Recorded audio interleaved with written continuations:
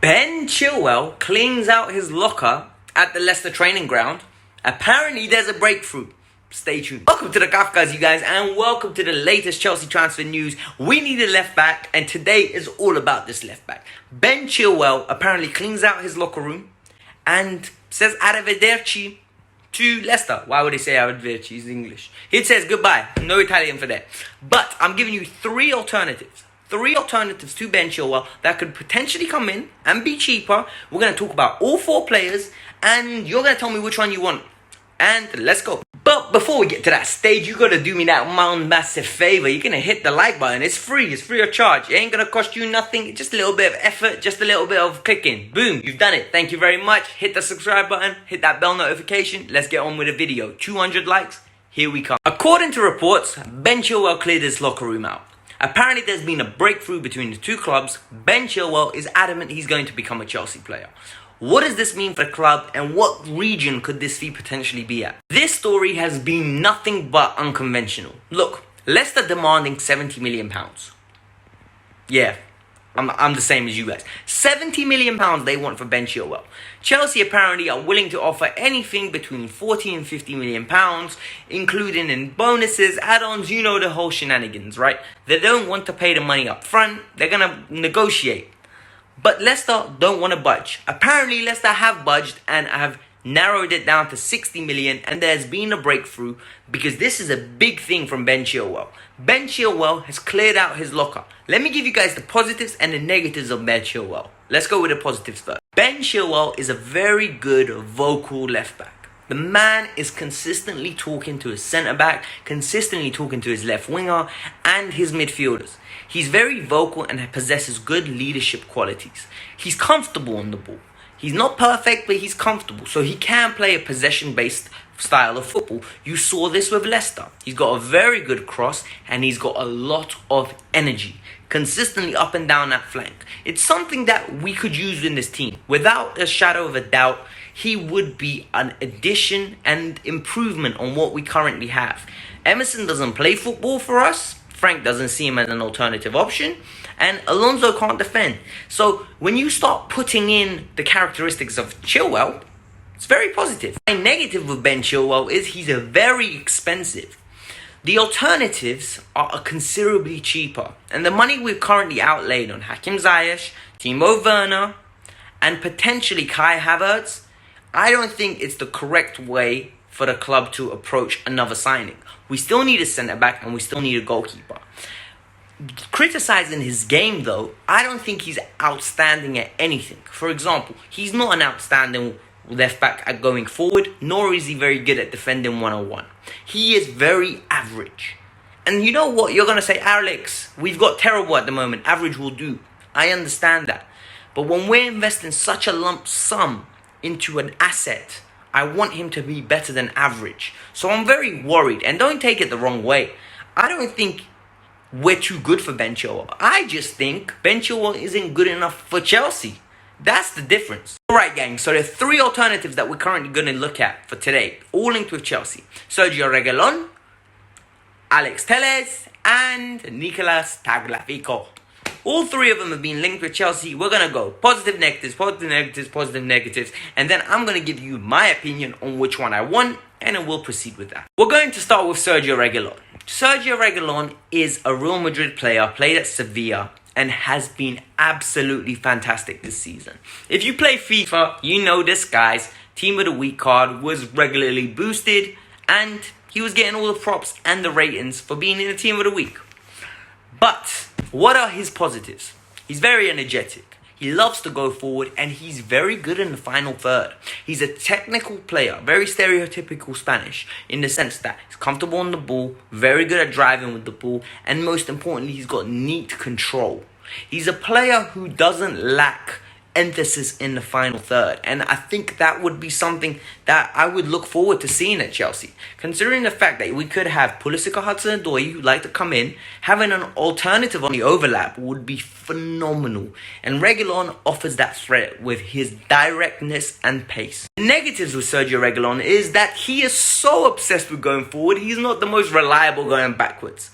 Look, he's not the best tackler, he's not a very good slide tackler, and more importantly, his positional awareness, because of how much he bombs forward, he is consistently caught out of position, and there will be holes left there to exploit.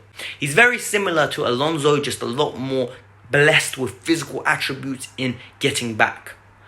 So I don't know how I feel about the signing. I haven't seen too much of him, and out of the 4 players on this list, I've seen the least of Sergio Reguilon. So I'm going to reserve my judgment on him, and I would be very cautious if we signed him to say whether I like him or not. But at 19 million, I wouldn't be against it. Now we're going to talk about Alex Telles. Alex Telles is one of my favorite left backs. And why? Because his delivery is fantastic.